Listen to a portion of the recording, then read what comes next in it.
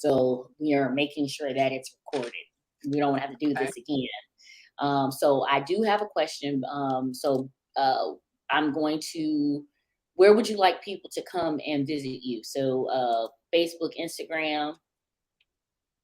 Probably Facebook. Okay. Facebook. And what is profile? Uh-huh. So it's the regular facebook.com / No, the link. Just the Marceline. Okay. Marceline Williams. Uh-huh.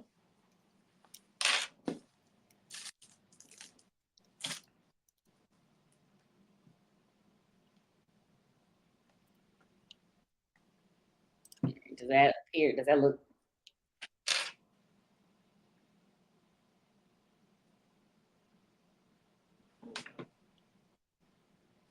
You put a ticker on? Yeah. Follow song. Yep, that's it. All right, cool. Just make sure. Let me see. Make sure everything's good. What you been doing besides? I see you all over Facebook. Now, where was you at when you all had the all white on? All white. Where do you mean? When we were in Tennessee or? Nah, y'all wasn't here. Y'all was out on it may have been during your birthday time. Happy birthday too. Happy belated birthday. Thank you. Y'all was on the water. I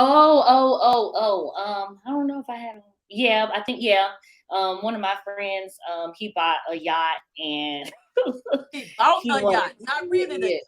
No. He bought a yacht. His birthday. So that weekend, I think you're talking about. His birthday was that weekend. His birthday was like the 24th or something, so he was celebrating his birthday too. Yeah. Oh, okay. Mm-hmm. Okay. Yeah, I hang out with a lot of Virgo. A lot of Virgo. So is that the Virgo symbol? What? So you all had this symbol. It was like was it a QRG? No. That was a swimsuit person. I'm sorry. He owns or creates his own swimsuit line. So we were out there. We were doing we find ways to make things all coexist. So it was like a market. Yeah. Mm-hmm. Yeah, because I was like, man, these swimsuits, I love the symbols. I thought it was cool. Mm-hmm. As young people say, it was dope. Yeah, I'll send you the information if you're interested. Okay. Yeah. Yeah. I'll make Did they have some one piece? Yeah, they have one piece and two pieces. Let me see. Okay. Let me see if I can. So if he creating things like that, I know he creating more than just swimsuits.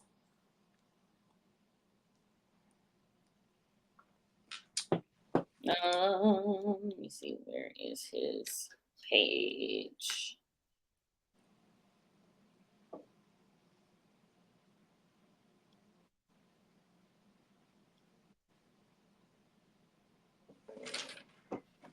Yeah, when I get it, I'll send it to you. I gotta search for it because I don't know. But yeah. So essentially, we're just going to go through the interview. You got the questions? You sent them to me? Yeah. No, but I'll probably be able to flow. Okay. All right. Cool. I have 4 to 5 questions, just depending on how the conversation goes. Okay. But yeah, so I'm already recording. We're good. Let me go ahead and put on the ticker. Hey, Brwngrlz, thank you for tuning in to this week's episode of the Brwngrlz Collective. Today I have Miss Marceline Williams.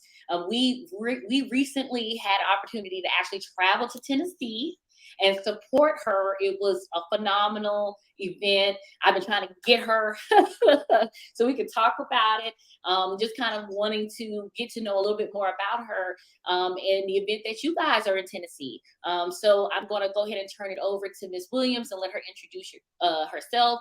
Kind of tell our viewers a little bit about yourself. So I do get to edit this, so I'm gonna do this.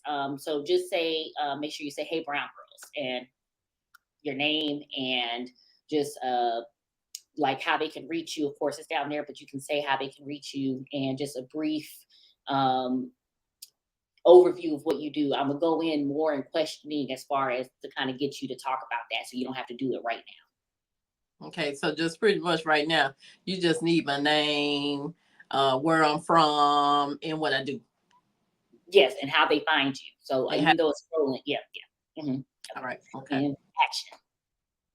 Hello, Brown Girls. I am so excited. I thank you for this opportunity. So, I am Marceline Williams, and I am in beautiful Memphis, Tennessee, where if you know about Elvis Presley, then that's where I am. I am a author. And guess what? I am the founder of Memphis Authors Exhibition and Expo, where we are collaborating with authors from all over the world. I want you to follow me on all social media platforms, especially on Facebook at Marceline Williams. Brown Girls, I'm glad to be here. Oh, thank you so much. I am overjoyed that you're here. So we're just going to go and get into the interview. So can you tell us just a little bit about yourself, like your journey, self-discovery, and how did you discover your passion of wanting to be an author? And I know you do a lot of other things. So I do. yeah. I do. So I guess we'll keep it simple and we'll talk about what we're talking about here today, which is my journey of author. So actually about 12 years ago, I was at an event and probably was about 200 people at that event. And so, not to be too churchy, but anyway, this man, he actually approached me and he said, I want you to know that you're going to release 9 books at some point in your life. I said, 9 books. And he said, yeah, you gonna release 9 books. And I said, okay, and I just kind of threw it off, not knowing that, you have to go through pains, you have to go through struggles and obstacles. And then before you know it, you like, I need to tell somebody about this journey because somebody else has a story that's similar to mine. And that's exactly what happened. I went through a process of molestation with one of my daughters, in which I did not want to have to go through because I was a victim of molestation. And it just hurt my heart when I found out that she had been molested as well. And then through domestic violence, and then through a life of drug addiction. I mean, it's several things. But the thing was that I went through all of this so that someone else can look and see that just because you went through it does not mean you have to stay in it, and it does not mean that it ends your life. So what I did was, when I first started writing, it was about prayer.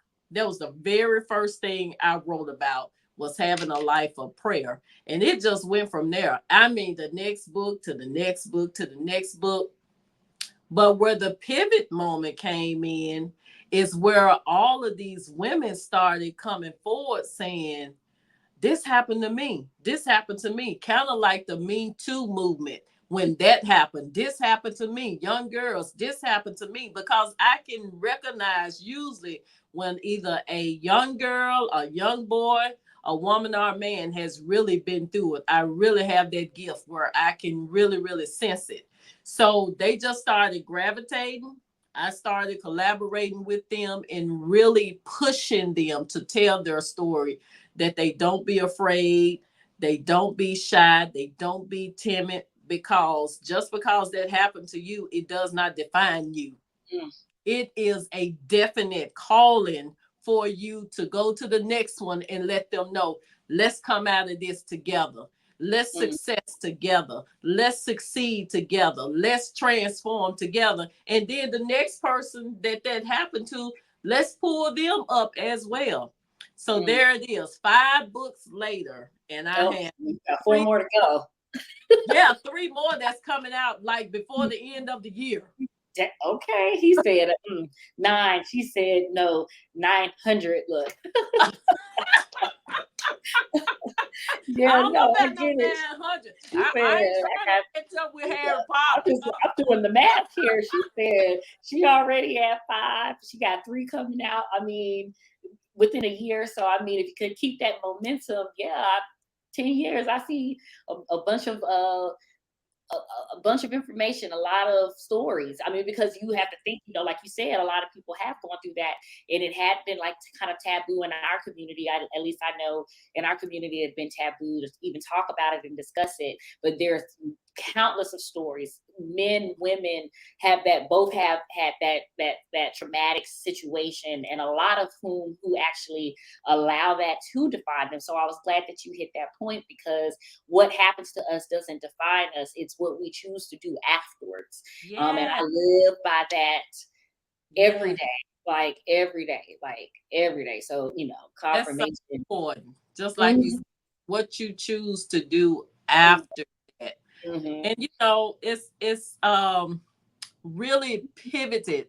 It's a pivoted moment for a person, and it is a explosion once they really realize that it's other people that mhm, you actually tangibly touch that will, be there for you. Because a lot of the girls, they are angry, they have hatred. You mhm, just never know how a person is affected from mhm, what has happened, but it's mhm, the effect that they do afterwards. I love that. mhm. Yeah. And I'm gonna move right on to the second question. You kind of answered Okay, it or whatever. I just have to But ask again. yeah, I know, but true. But kind of like what inspired you? Were there any particular challenges or barriers you faced, and how did you overcome them?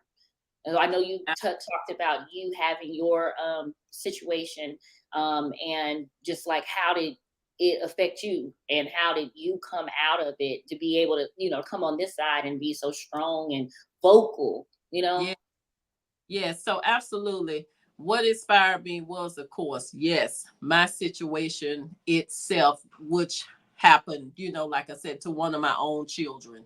Mm, Uh, like I said, that I did not want that to happen to, because I knew what had happened to me and don't want no one to experience that.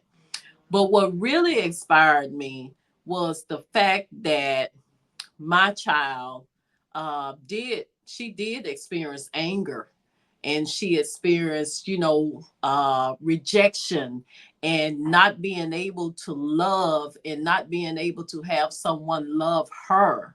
mm, So that really, really inspired me to move forward with my voice. But my faith was so strong.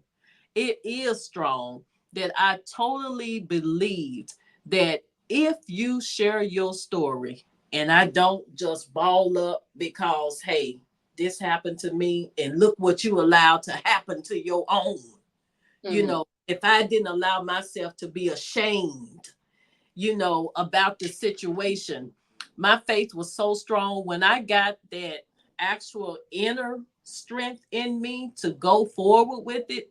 It was like it pushed something out of me that needed to be released, probably even from my own, when it happened to me. But when it came forward and it came so strong, I just felt like I was lifted, like a weight and a burden had been lifted, and I didn't have to hold it anymore. I mhm, just felt free. And mhm, that's what, I really, really try to tell people, is that if you ball it up and just hold on to it, it's like you're just having bricks of mhm, weight on you. But if you allow pieces and pieces of it to come apart, you will see your freedom. mm, And once you see your freedom, you'll see your transformation. I like that analogy, and I'm gonna take it a step Yeah. further, because you're like blooming, and Yes. flower might be, oh, it's all right, but once it blooms, it's beautiful. So like, taking this and just letting it go. Let it go. Just let Yeah. it. Mhm. That's it. Mhm. It's easier said than Oh probably yes. done. Oh Right. yes. But that's why you need support. Mhm. That's why you need that community of other women and men that have been through it. You Mhm. know. So yes. Mhm. And I think a lot of times, you as a person have to, like I always tell people, you can't help people that don't want to be helped. So in the sense of, you have to be you have to want to want that help, and you have to accept some things first, like in order to go past it. I know people who don't want to go. They literally have said, I don't want to face my demons. And I'm like, Mm, well, the only way you're going to get through it is by facing them. So facing you them. might have to square up. I'm telling you, you gotta look that thing right straight Mm-hmm. on. You can't Mm-hmm. get And just not. the same thing. Brown Mm-hmm. girls, I'm telling you, that's the same thing happens when people say, I don't want to face confrontation. Mm-hmm. Being non-confrontational, because sometimes Yeah, not yeah, like all the time, like you don't have to do. You don't got to do it all the time. Like, we're not saying be a combative person, exactly. but you have to learn your battles, learn to pick the right ones. You know what I'm That, saying? Like, the battle that's it. within yourself is the right battle. Mhm, Like, hey, exactly. I can only help others if I help myself. That's And it. you gotta go through that. But uh I mean, you really preaching today. And I mean, just think about it. Like, I feel like this is like, I always think things move in divine time. Like, Fine domestic time. violence month, we're talking about those things right now. You know, these are things that people have gone through. We're actually reading tonight the Kim Porter book, Kim, memoir. Yeah, okay, just to talk about, touching on domestic violence, touching okay. on signs and stuff, and a lot of things. Even I don't even just combine or break apart domestic violence and molestation and all that, because all of that is a trauma. All of this is a sexually based assault on anyone, kids, and all that other stuff. So, like, Right. just to talk about that, we all have to still go through an accountability point where we are like, we don't want to stay here. We don't want to stay in this. How do we get out of this? How do we move past it, not only in the physical, but in the spiritual and the mental? So, like I said, I think that everything happens for a reason. I'm gonna try to get this edited real quick, so have it out by next week, because normally we book the interviews, and then they're in the queue for about 3 or 4 months until we move on, because I generally am editing, so it takes me a minute to get through video sometimes. But I'm gonna see if I can push this one out before the month is over, because this would definitely be a great interview to have, especially during this month. So I appreciate you again for even thinking to get on. Yes, yes. Yeah. Um, Amazing. And actually, what you saying that I am speaking, it's called unmasking motivation, and it's domestic violence awareness. And that's mm, exactly what they're talking about, is really unmasking mm, the mass, unmasking the mass.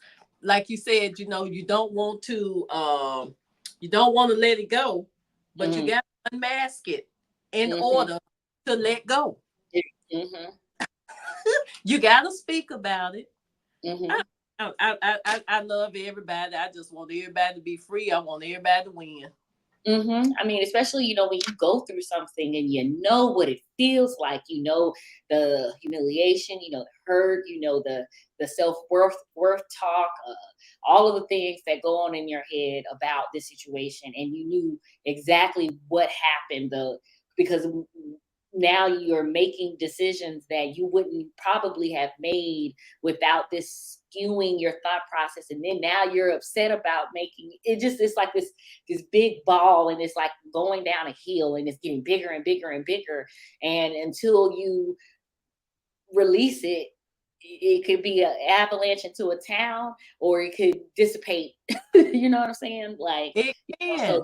yeah, that whole It unmasking can be circumvented. That's another thing. You thing. can't circumvent it about anything. If it's anything that is circumventing you from what you want to do, you got to let it go.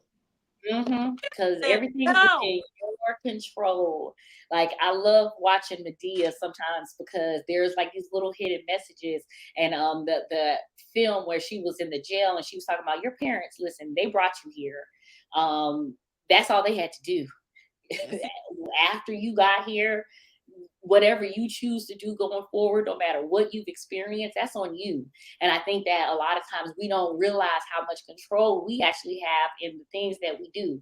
And I love using the reference. Well, if you decide you want to go on a trip, you know you need to pack. You know you need to get that ticket. You know you need to do, and you do all of that, right? Right. It's like a natural thing. Well, just in that instance, you can apply it to everything else in life. You choose what it is that you want to do, and if you want to buy that ticket or not, or if you want to go to this destination, and if you want to buy new swimsuits or wear the same, you go through like a process, and that's just Right. the way life is. So but I can talk about this all day. I'm gonna go ahead and move to the next question. And you did kind of answer it too, because I wanted to talk about pivotal moments, or experiences that have shaped your journey. How have you learned from setbacks or even failures, and how they have contributed to your growth and success in this industry? Okay. So number one is paying attention to red flags. Mm, The red flags. Once, I'm gonna just give you one experience because I've been there. I've been in the domestic violence mm, where you literally almost lose your life, being choked by a person, children experiencing, seeing the actual acts. I've been in it.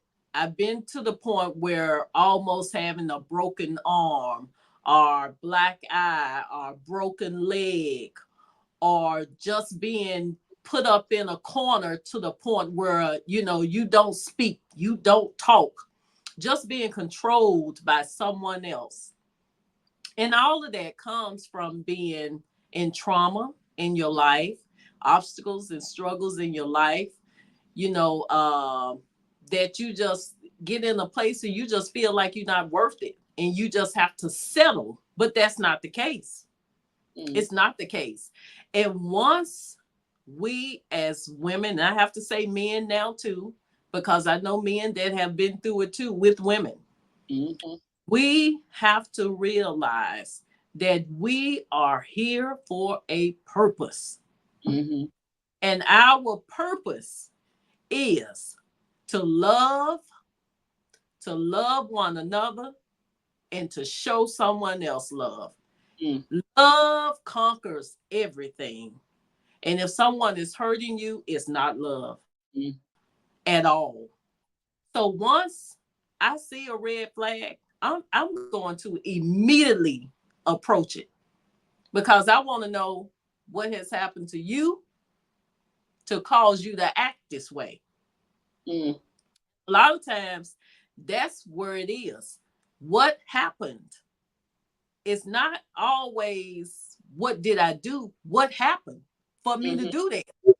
mhm, You know, so that's about getting into the rooted issues of any man or any woman that is facing those particular experiences. And why would a person want to stay in it?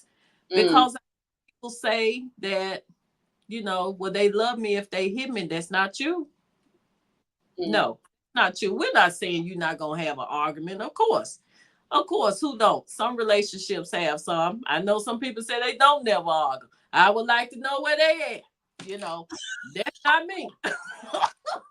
I'm not gonna say yeah, we gonna where does agree that 100% on everything. We just gonna agree to disagree. exist? But red flags, paying attention to red flags, paying attention to the person, who they are, when they show you themselves the first time, being inspired and loving yourself. I just posted that on one of my magazines, I think that I'm on, is loving yourself is the best kind of Mm, love you can ever experience. Love mhm, yourself better than the next person. mhm, And guess what? That's the way you're going to realize, no, you ain't mhm. loving me better than me. Because you done set the bar. You have You set the bar. are. And it's Mhm, high, mhm, high, a mhm, high level of expectation. mhm, So You don't have to settle. Hey, it's divine time, right? When it's time, it's time. And when it's time to go, it's time to go. Yes, you just said something that made me want to like veer the conversation a completely different way. But I was like, no, that's right, really back. We gonna focus. Yes, we're gonna focus because I'm like, see, the things that you're talking about. I've had a conversation with men and the way that they view things. Like when we look at the dynamic of relationships, right? They have changed, and in trying to explain to a man that, hey, we as women had limited resources, and the only way that we could survive at a certain point is if we were being taken care of by the man. Now that might be European centric stuff, because in our community we've always had to, like, we got the jobs, we were the ones that they employed in the house to cook and take care of their kids, so we always kind of been the breadwinner in our society, and that's just me. Yes. But the fact of the matter is, even we talking about how the dynamics have changed in relationships, and they're like, women don't want to do this, don't want to be there, they won't let the man submit, and this, that, and the other. And it's like, well, y'all have to understand that we've always had to kind of take care of ourselves, and so it's hard to trust a man to do something when in most examples we have has shown us not to. So then we brought in the whole government assistance thing, right? Women would rather choose to let the government in and the man out, which is again destroying the familiar structure or the nuclear family idea, because we're like, hey, we've already seen that this is this and this is this over here. Why struggle through that when I can just get money from the government and be right and be single and maybe child support? So bam, So just having that conversation and about self-love. And again, like even on any of those examples, self-love looks different based on survival. So, survival versus self-love, right? The thing, right? right. And I feel like all that goes back to just generational trauma. Yes. Like how do we come and how do we reach those people, to bring like the community back together, the support that we need within our community, and for our community to actually lift each other up on the levels of others. Build them up. Yeah. Instead of tearing down. Yeah. Absolutely. And look, and that's even when you know that they may be in the wrong. Can still be that queen and build the king up when you know that they have a challenge in that area. See, that's the kind of people we need. But see, and then going back to see, like, you have the male's resistance, like they have this ideology, like I think, and this is off script, right? This is okay. Right. But like I've had situations with men where we've gone head to head, because I'm like, I'm dominant in ways. I don't consider myself an alpha female. I consider myself a woman that just can shift through different dynamics. And so I've had men, we go head to head, toe to toe. Eventually they have, I'm not saying I was right. Yeah. But hey, we have differences. We don't have to agree. I'm not trying to turn you. I'm just trying to talk to you, see how you think, right? But I've just kind of witnessed a lot dealing with men, especially in this like business arena. Most of the businesses that we get some support from financially are male-based businesses. So like just having the mental capacity to deal with that. I'm not trying to. What? It's probably the opinion. It's the opinion. It's hard for men to separate that your opinion is important, and it does not mean that I want you to agree with me. I just want you to hear me. That part. And I got an argument about that too. And I'm sitting here like, and their response is, we're not equals. I said, what does equals having, first of all, let's talk about it. I'm a person. My experiences do not trump your experiences. Yes, you might be older than me, but you might not have gone through the things that I've gone through in my experience. And still, I'm a person. Right. So even having just the decency of respect to have a conversation with me, I'm not here for you to, I'm not here for you to bash and talk down on. And so we had to go head for head, toe to toe. Like, I'm not standing for that. Like, I'm hearing you out. I allow you to speak. I allow you to do this. I allow you to do that. I expect the same in return because that Expect is the what I'm same. giving, right? And you're giving me this is it's all it's everything that you say and believe, and that's it. I can't deal with that limited mindset. So if we're going to work together or whatever, I can't deal with that. You want this, I want this. Is this the goal, or is the goal is for you to have somebody that you feel you are superior to? Exactly. That's just not. And so, like, having to deal with those type of uh personalities, man, it's like, how do you combat that? Like, as a female, the patience level. Hmm.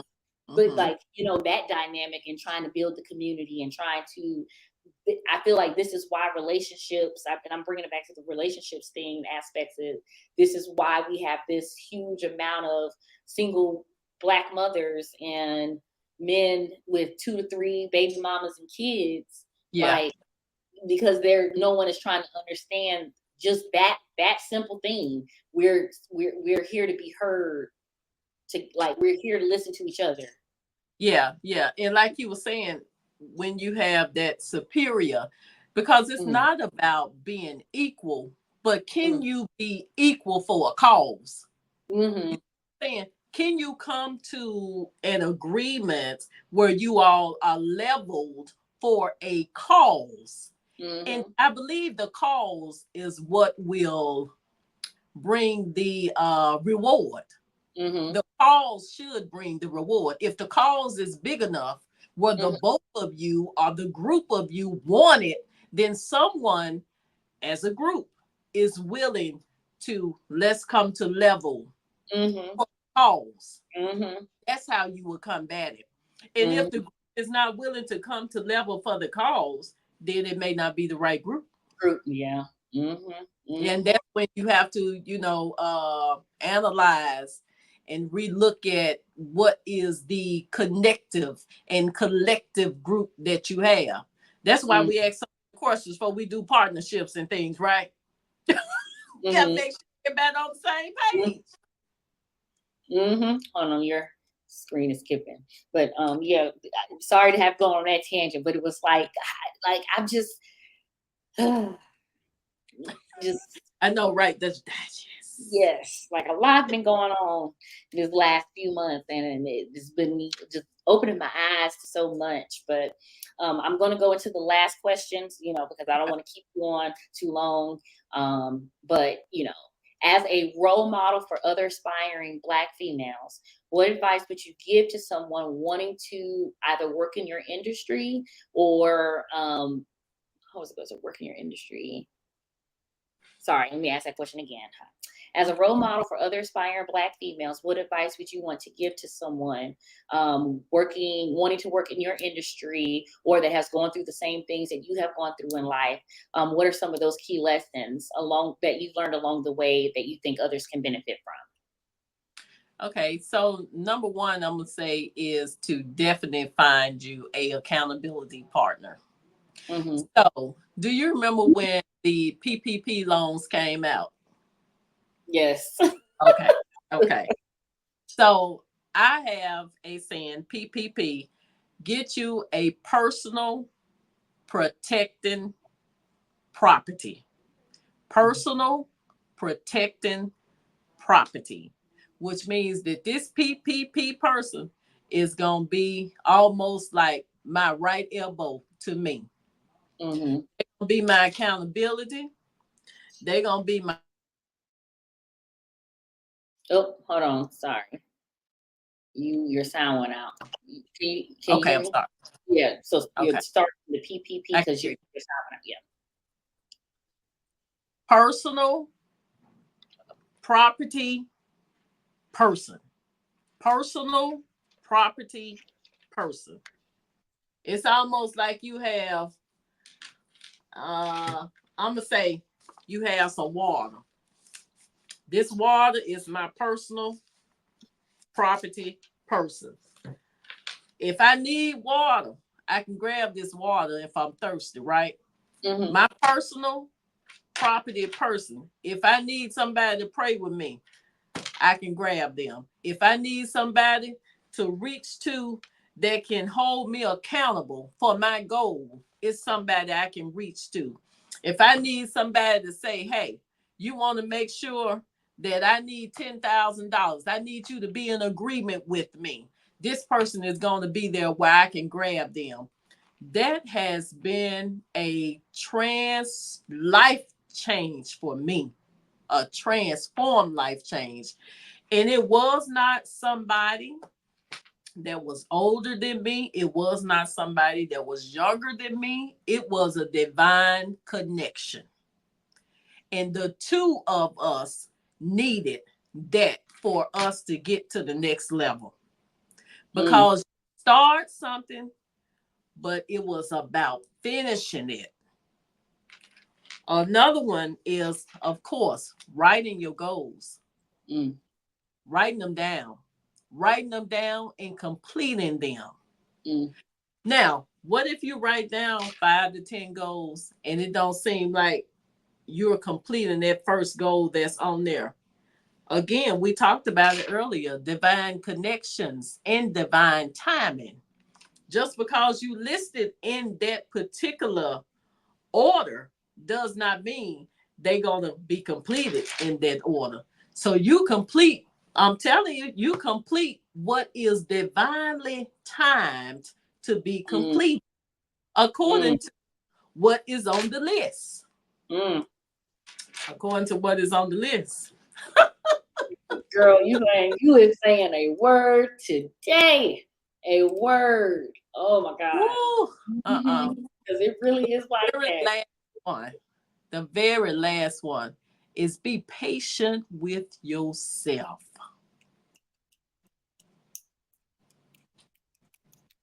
I wish I had musical instruments. Let me Woo!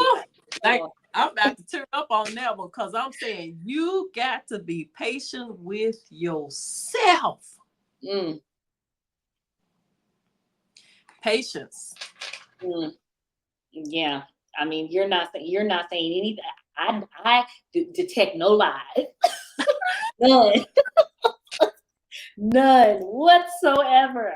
Like, just to speak on this year for Brwngrlz, like we've had like a little halt like in the last few months.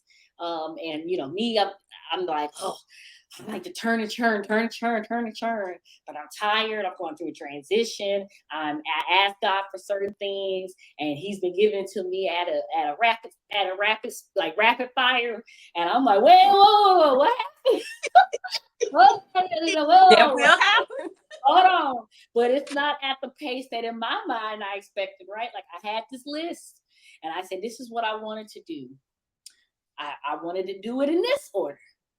He said, you did all this last year. Do it here. Here you go. Had our first event by February, had a second event in March, had something in June, July, August. I mean, like book, like just things. And I'm just like, what is happening? I mean, even being able to come to Tennessee, like that was on the list of being able to get us outside of just Columbia and doing events outside Columbia. Like we've done things like maybe in Charleston and Charlotte, but to go from there to there. So it's like, check. Okay, God, what are you doing?